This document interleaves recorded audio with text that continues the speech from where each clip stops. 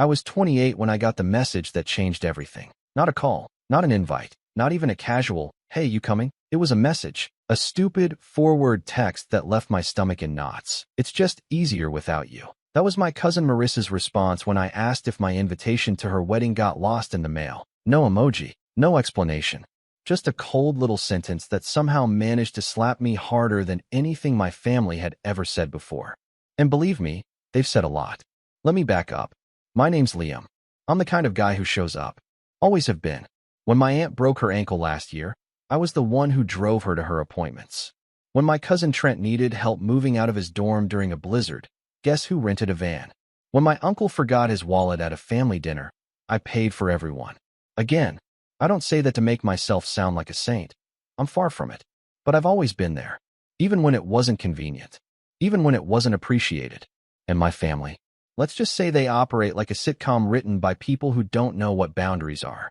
There's always a crisis, always a whisper, always a hierarchy, and I've never really belonged in it. I'm the quiet one, the sensitive one, the one who didn't go into law or medicine or marry his high school sweetheart and have 3 kids before 30. I was always a bit extra. I loved art. I traveled alone. I freelanced. I wore scarves in the summer. I said weird things at dinner. It never felt like there was room for someone like me at the metaphorical family table. But I thought that maybe, just maybe, being supportive, being useful, being dependable would earn me my seat. I was wrong. The wedding was supposed to be the big event of the year. Marissa, golden child, Pinterest-obsessed, future dental hygienist turned Instagram influencer, was marrying her long-term boyfriend, Caleb. The family group chat had been buzzing for months. Dress fittings, cake tastings, bachelorette party games, a hashtag. Even Uncle Ron was roped into doing dance lessons for a surprise flash mob. Everyone had a role. Everyone had a place. Except me. At first, I chalked it up to an oversight. I hadn't been to the last couple of family dinners. Work had been busy. I lived 3 hours away. Maybe my invite just got delayed. So I messaged Marissa. Nothing dramatic, just a casual, "Hey, I saw all the wedding stuff in the chat. Just checking if I should be booking a hotel or if you've already got a block reserved." I waited. 3 hours later, I got the reply. "It's just easier without you." I read it 5 times before it sank in. At first, I thought maybe she meant something else. That it was some weird autocorrect fail or that she'd explain it in a follow-up. But nothing came. No explanation. No apology. Just silence. That was the moment the curtain lifted. That sentence echoed in my head like it was tattooed on the inside of my skull. "It's just easier without you." Not, "We're keeping it small." Not, "We had to cut down the guest list." Not even a half-hearted "sorry, it's complicated." No, "You're a problem. You make things harder. You're not wanted." I didn't respond. I just stared at my phone for a long time, then turned it off and went for a walk around my block until my legs hurt. I passed the same 3 mailboxes 6 times before I realized I wasn't really going anywhere. Just circling, like my thoughts. For days after that, I replayed every interaction I'd ever had with Marissa. The birthday I spent 2 weeks planning because she said she'd never had a surprise party. The time I designed her college graduation invites from scratch. The countless times I liked every single one of her selfies to be supportive, even when her captions made me roll my eyes. And now, apparently, I was the inconvenience. I didn't tell anyone right away. Not Mom, not my brother Josh, not even my best friend Evan. I didn't want to hear the pity. Or worse, the excuses. She's stressed. It's not personal. Maybe it's a misunderstanding. But I knew. Deep down, I knew this wasn't a mistake. This was a decision. A choice. And the more I sat with it, the angrier I got. It wasn't just about the wedding. It was about years of being sidelined. Of being too much and not enough all at once. Of doing everything I could to be a part of something that didn't want me. So I made a decision of my own. I booked a solo cruise. Not out of spite. Not at first. I just needed space. I needed salt water and silence and overpriced buffet dinners. I wanted to disappear for a week, be unreachable, and let the sound of waves drown out everything that hurt. The cruise left the same weekend as the wedding. I didn't tell anyone where I was going. I just posted a photo from the deck on Instagram the day I boarded. A sunset over the ocean, my feet kicked up, a cocktail in hand. No caption, just vibes. It was beautiful. For 48 hours, I felt free. No group chats. No fake smiles. No last-minute errands or drama. Just me, the sea, and a playlist of angry breakup songs that, oddly enough, felt like the perfect soundtrack for being disowned by your family. And then, the morning of the wedding, I woke up to 12 missed messages. All from Aunt Karen, Marissa's mom. I blinked. Sat up. My heart sank. The first message, Liam, I hope you're available today. The next, the caterer backed out. It's a nightmare. Then, we need help. I know you're good at organizing things. Then a long pause. And finally, the kicker. You owe this family.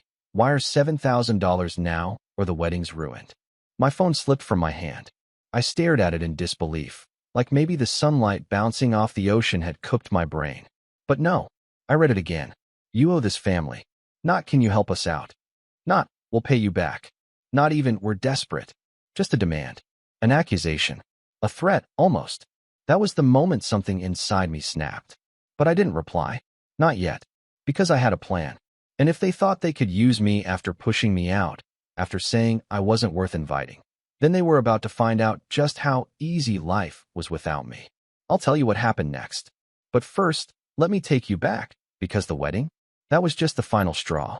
The real story started years before. And if you think this family drama hit its peak with that $7,000 demand, oh, you have no idea what's coming. If you'd asked me a few years ago who I was closest to in my family, I'd probably have said Marissa. Yeah, the same cousin who told me it was easier without me. We weren't best friends or anything, but there was a time we used to joke around, send each other memes, stay up late talking about how insane our parents were. We were the only two cousins without siblings close in age, so naturally we clung to each other during family reunions. When we were younger, I even helped her learn how to code her MySpace layout, and later helped her start her influencer blog. Yep, the very blog that now gets sponsored by flat tummy teas and teeth whitening kits. You're welcome, by the way. But things started changing after college. She became obsessed with status, social capital, appearances. Every visit home, she had a new story about the influencer brunch she'd attended or how she got recognized at Sephora. And slowly, I noticed the way her eyes would glaze over whenever I talked about my freelance design work or the art installations I curated.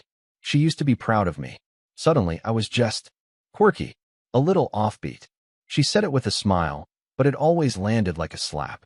That was the beginning. The tiny paper cuts before the bleeding started. And the rest of the family? They followed her lead. It started with little things. Dinners where I was seated at the end of the table next to someone's toddler, while the real adults chatted about mortgages and milestone birthdays. Group photos where I was conveniently cropped out or told to stand in the back. Conversations I wasn't included in. Jokes I didn't understand because I hadn't been invited to the event they were referencing. And then came the Christmas incident. It was 2 years before the wedding. I'd driven 4 hours through a snowstorm because my mom begged me to make it to Aunt Karen's house for Christmas Eve dinner. She was recovering from surgery and said having the whole family together would lift her spirits. So I went. Brought gifts for everyone. Even baked a stupid pie. When I got there, people barely looked up from their wine glasses. I tried to laugh it off, but then, after dinner, Marissa pulled out envelopes and started handing them around. Customized, hand-lettered envelopes. Inside, invitations. Not to her wedding. She wasn't even engaged yet. These were for her 500K follower celebration party. It was going to be an exclusive launch night, she said. Dress code, formal. Theme, silver and white. Just close family and collaborators, she added with a proud smile. I didn't get one. Everyone else did. Even my 10-year-old cousin Tyler, who had once spilled orange soda on her rug and wasn't allowed to forget it for 5 years. I just sat there, pretending I didn't notice. Pretending I wasn't swallowing broken glass behind my smile. Later that night, I asked her about it. Quietly. No drama. She shrugged. It's mostly for networking. You'd be bored. Bored. Like I was a child, or some ghost relative floating in the background, too irrelevant to be included. That was the first time I thought about cutting them off. Just disappearing. But then my mom got sick, and I didn't want to complicate things. I kept showing up, even when it hurt. Even when it felt like I was volunteering to be their punching bag. Fast forward to the engagement announcement. It was in the group chat. A picture of Marissa crying with her hand over her mouth, the ring glittering like it was trying to blind someone. Everyone reacted with heart emojis. Aunt Karen messaged me privately to say, You better come to the engagement dinner. We're counting on you to take photos. Right. Of course. Not as a guest. As the photographer. I showed up. I smiled. I snapped over 300 pictures. I edited them, uploaded them to a shared drive. She posted too. Didn't tag me. Gave credit to some influencer friend who helped with lighting. When I finally confronted her, again, gently, she said, I didn't think you cared about that stuff. You don't need the attention like everyone else does. I told myself I wouldn't take it personally, but my heart wasn't buying it anymore. Then came the bridal shower. I wasn't invited. Let me repeat that. I wasn't invited. Not even as the unofficial family photographer. I only found out about it because someone tagged my aunt on Facebook.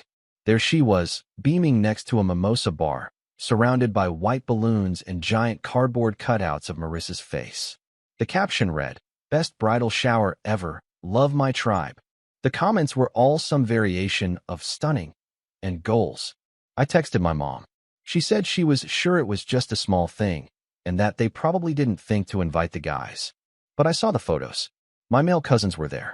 Even Caleb's old roommate was there. So when the wedding invitation never came, I can't say I was surprised. Still hurt really bad. And when I finally asked about it, Marissa didn't even try to soften the blow. Just 4 words. It's just easier without you. That was the moment the door slammed shut in my mind. The cruise was my escape hatch. I needed to get away before the bitterness hardened into something uglier. And it worked until Aunt Karen's texts. 12 messages. All frantic. All guilt-tripping. Apparently, their caterer, some trendy farm-to-table company Marissa just had to book, had double-booked and canceled the night before the wedding. The replacement backed out after a payment delay. Panic set in. People were blaming each other. Aunt Karen was fuming. And apparently, someone had thrown my name into the mix. You're good with logistics, one message read. And you have money saved, right? You don't go out much. That one made me laugh.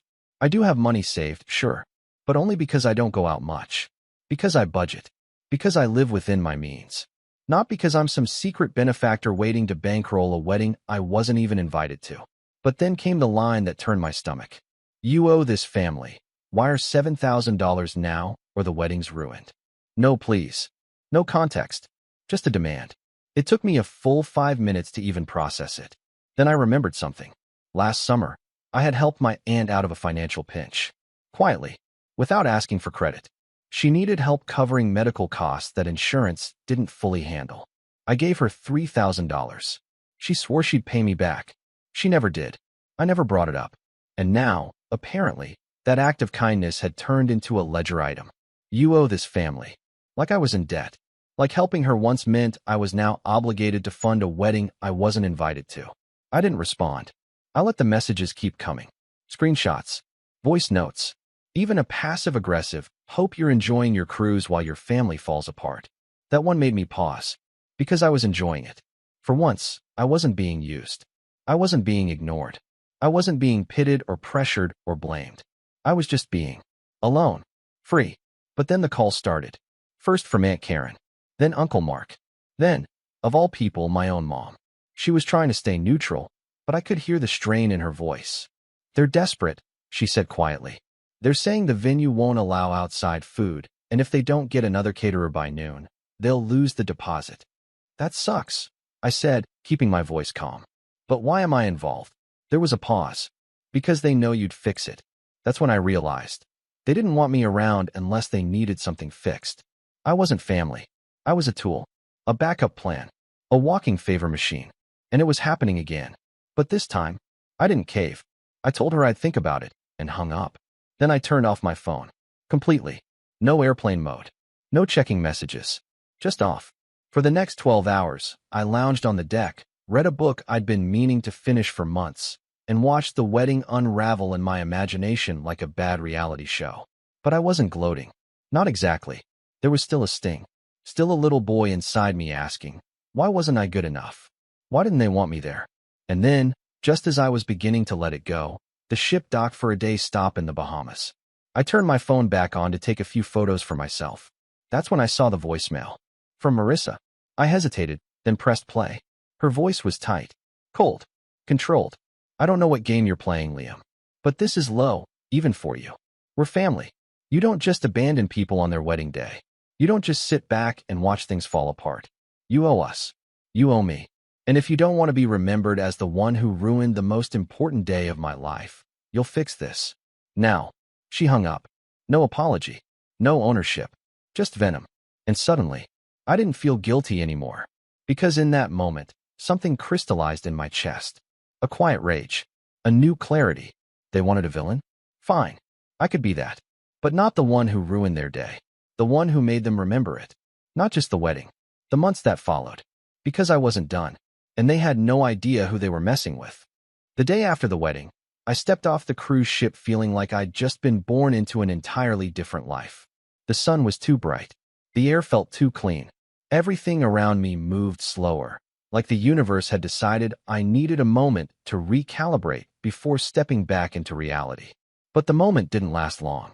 As soon as I reconnected to Wi-Fi in the port terminal, my phone lit up like a dying Christmas tree. 22 missed calls. 17 voicemails. Countless texts, most of them some flavor of guilt, accusation, or thinly veiled rage. I didn't listen to the voicemails. I couldn't. Not yet. But the text messages? They told me everything I needed to know. Apparently, the wedding had happened. Barely. They'd ended up serving a weird mix of catered appetizers from a chain restaurant and deli trays from a grocery store. The food was late. The venue staff was uncooperative. Guests complained. The cake melted.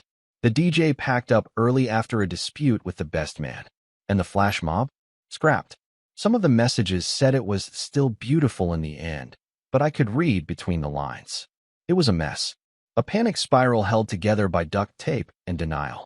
Marissa didn't message me again directly, but someone screenshotted her Instagram story and sent it to me.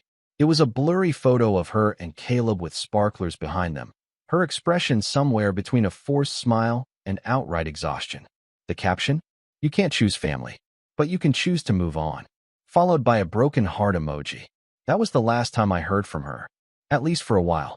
When I finally got home, I collapsed onto my couch, still wearing the loose linen pants I'd bought for the cruise, and stared at the ceiling for almost an hour. I should have felt triumphant, or relieved, or something, but all I felt was hollow.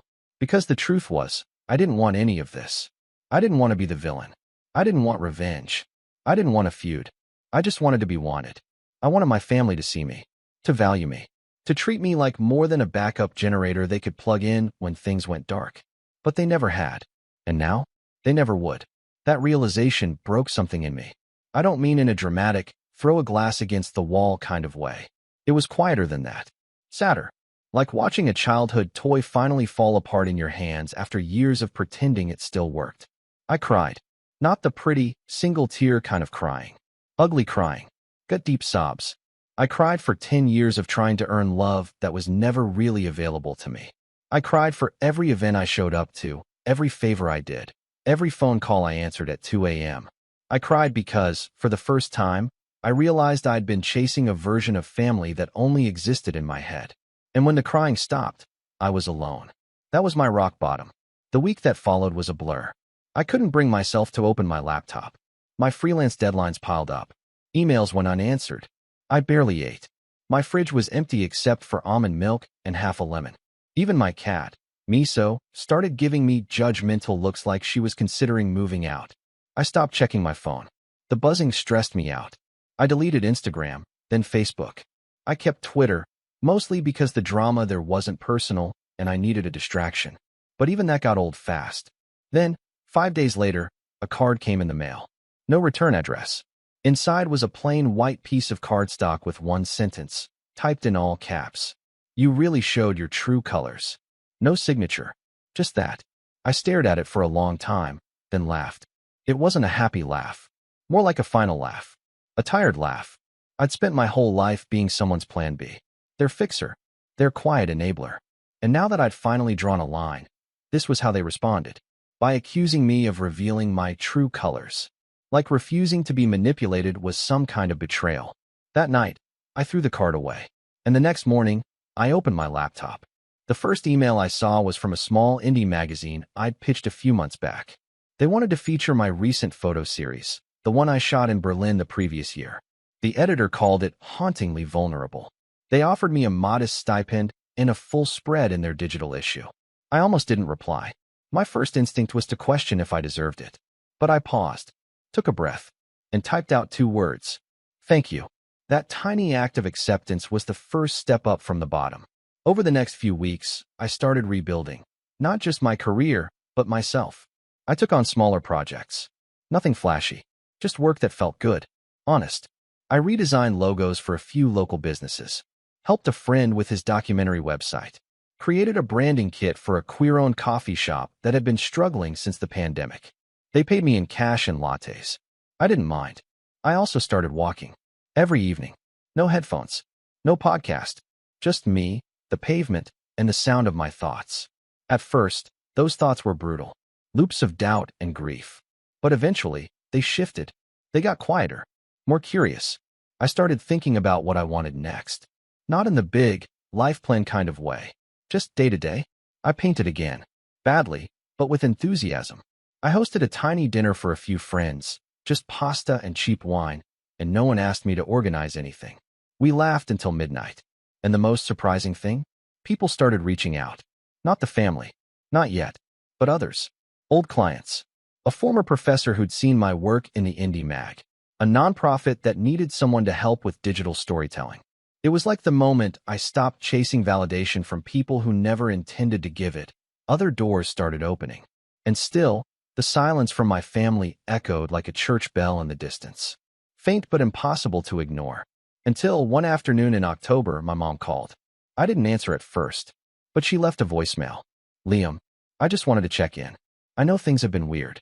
I'm not going to tell you what to do or how to feel, but I miss you. I really do. I hope we can talk soon. I played it twice. Then once more. It wasn't perfect. It wasn't an apology. But it was something. We spoke that weekend. Carefully. Like walking across ice. She didn't defend Marissa. Didn't excuse anything. Just said she understood why I'd pulled away, and that she hoped I knew she loved me. I wanted to believe her. I think I did. We didn't talk about the wedding. Not really. I could tell she wanted to. But I wasn't ready. And to her credit, she didn't push. We talked about other things. The new book she was reading. My childhood dog, Lucy, who had finally passed. Her garden.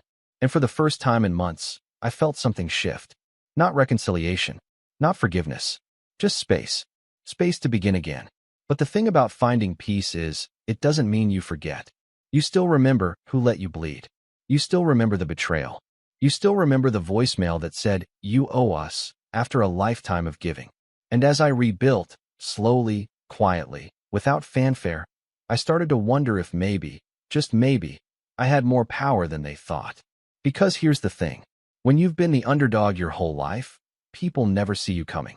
And while they were busy icing me out and hosting chaotic weddings and posting carefully filtered smiles, I was planting seeds. Seeds of something bigger. Something that would bloom exactly when they least expected it. But we'll get to that. Because the real story, the revenge, that part hasn't even started yet. It's funny how silence can become its own kind of power. For years, my silence had been a symptom of submission. I'd bite my tongue at backhanded compliments, nod politely through dismissive comments, and answer every, "Can you just do me a favor?"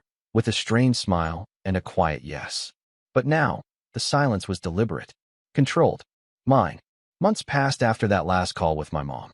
Fall crept in with its golden leaves and early dusks, and with it came something unexpected, calm. For the first time in a long time, I wasn't waking up with a weight in my chest. I wasn't checking my phone with that anxious little twist in my gut, wondering what guilt trip was waiting for me. I'd reclaimed my space, physically and emotionally. My apartment, once cluttered with forgotten favors and half-finished design mock-ups for family members who never paid, was now a reflection of me. My own art on the walls. Books I actually wanted to read. A sense of order. Peace. But peace has a way of making room for something else, too. Clarity. And with clarity came the question I kept dancing around. What if I didn't let it go? Not out of bitterness. Not out of spite. But because some things shouldn't be let go. Some betrayals need to be confronted, not buried. Some wrongs don't just fade with time, they ferment. And I wasn't interested in rotting from the inside out. I wanted to set the record straight. And I had the perfect opportunity. It started with a message from my old college friend, Avery. We'd met in a graphic design class freshman year and bonded over our shared love of brutalist typography and obscure electronic music.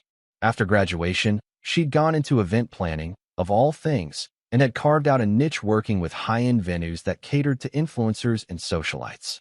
We kept in touch sporadically, likes on Instagram, the occasional birthday meme, but hadn't really talked in over a year. Then she messaged me out of the blue.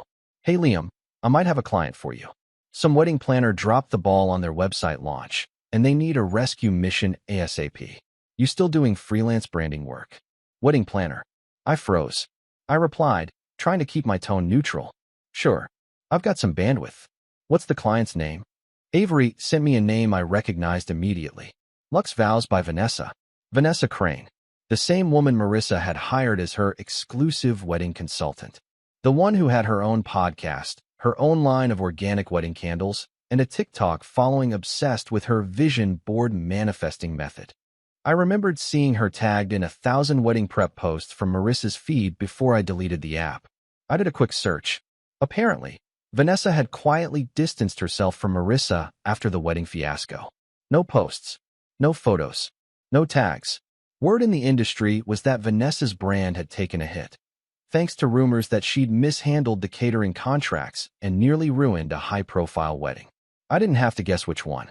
She was now trying to relaunch her business with a rebrand and needed a web designer to make it pop. The universe, it seemed, had a sense of humor. I accepted the job, but I wasn't doing it for her. I was doing it for the access. Vanessa was desperate. She needed someone fast, someone quiet, and someone who wouldn't ask too many questions. She didn't remember me, or if she did, she didn't connect the dots.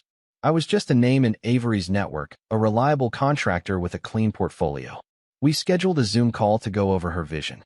She wore oversized sunglasses indoors and chain-drank green juice while rambling about brand synergy and manifesting the right audience. But beneath the polished image, she was flailing. I could hear it in her voice, see it in her eyes. She sent me everything.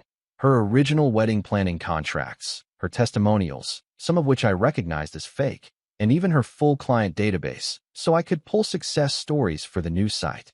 And that's where I found it. Marissa plus Caleb, June 12th, Charleston Estate Venue Platinum Tier Package. I clicked into the folder. Invoices, notes, contracts, guest list spreadsheets, vendor receipts, and one very interesting clause buried in the fine print.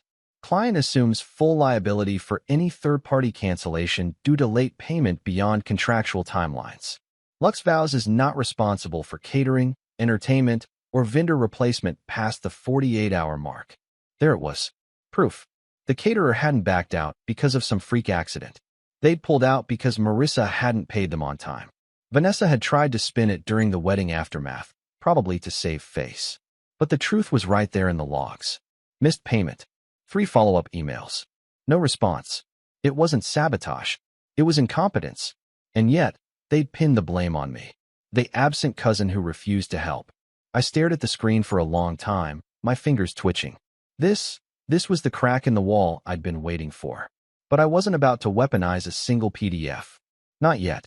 This had to be precise. Surgical. Not petty. I downloaded the files. Saved them to an encrypted drive. Then I called Avery. She answered on the second ring, chipper as always. "Liam, tell me she's not as awful as I remember." "Oh, she's worse," I said, smiling.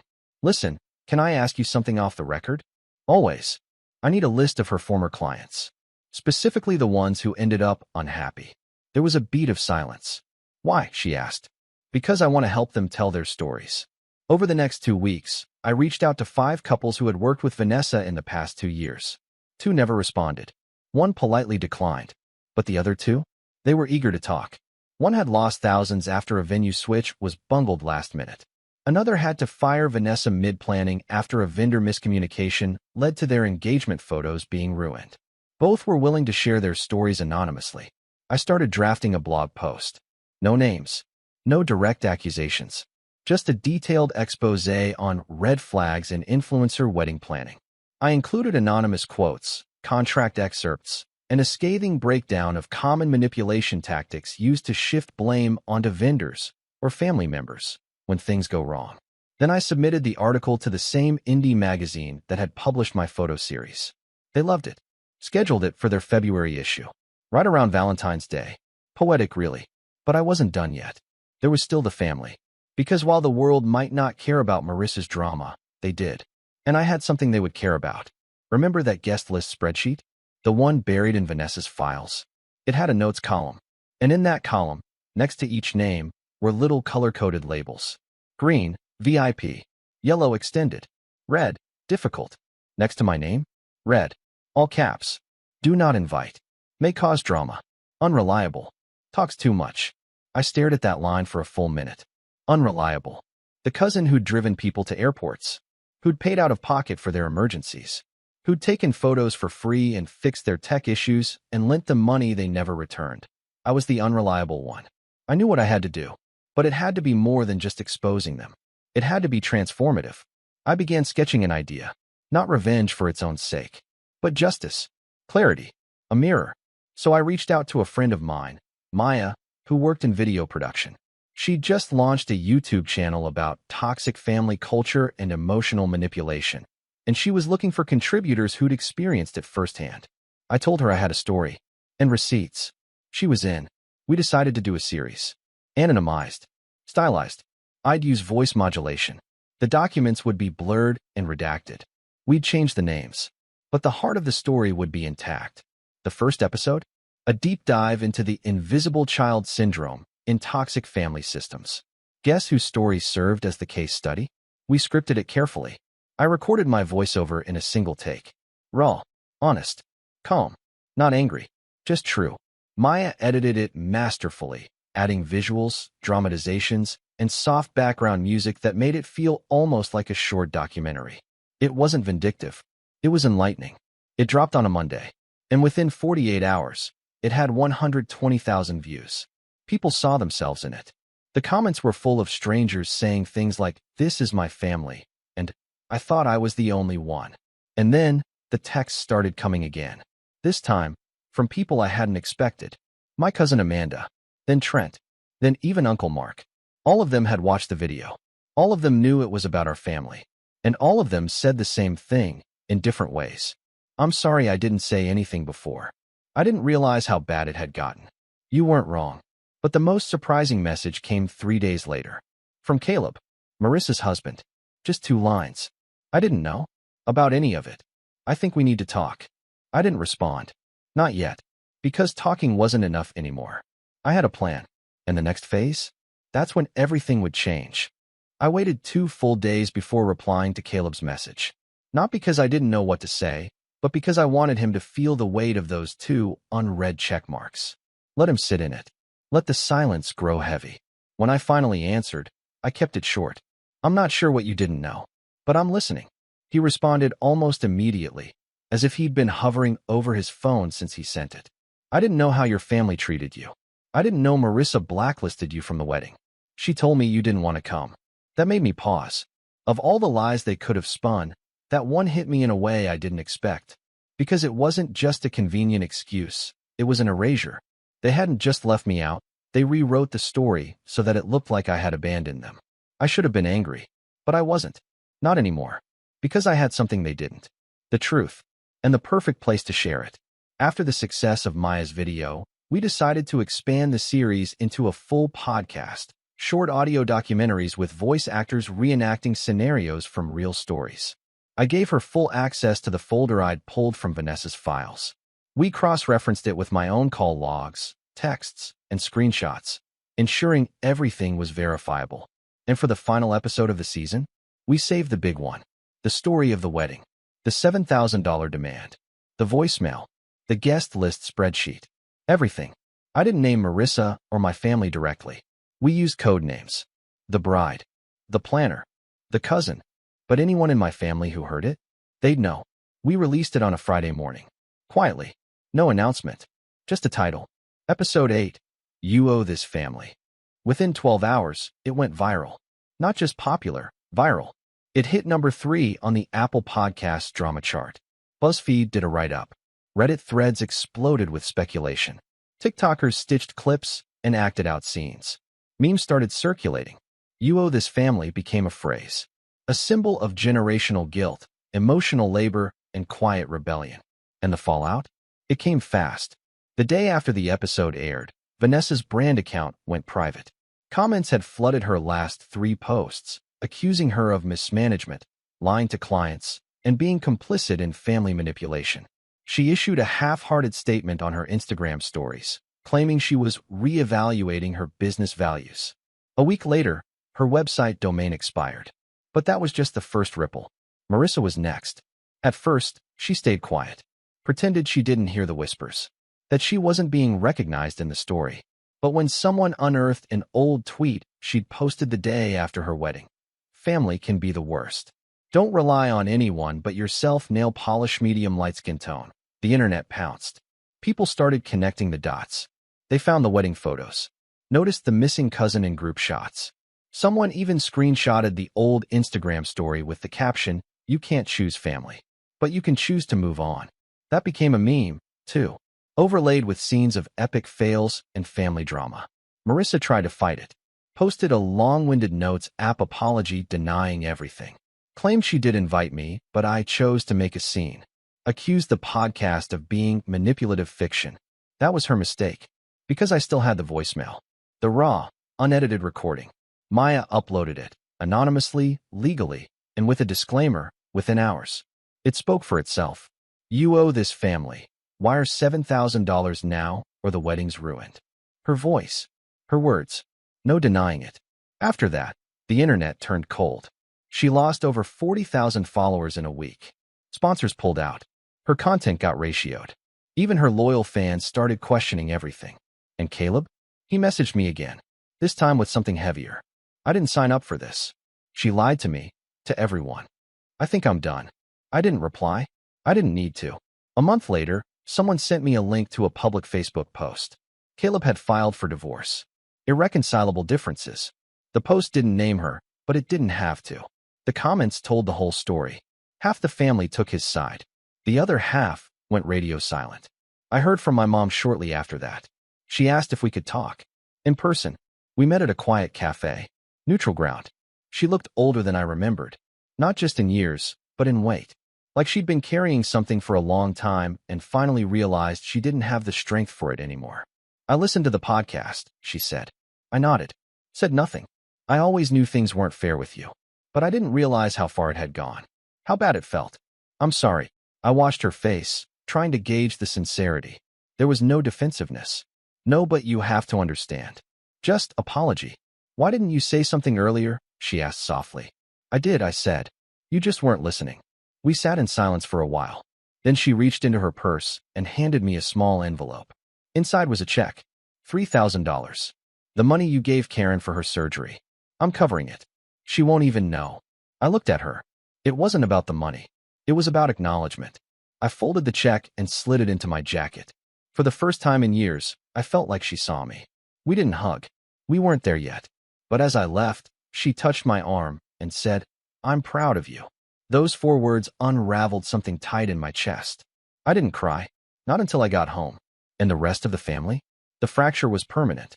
Amanda reached out to me in private. Said she supported what I'd done. That she was tired of pretending everything was fine. Trent followed, asking if I'd help him set up a portfolio site for his photography. Said he wanted to finally make something for himself.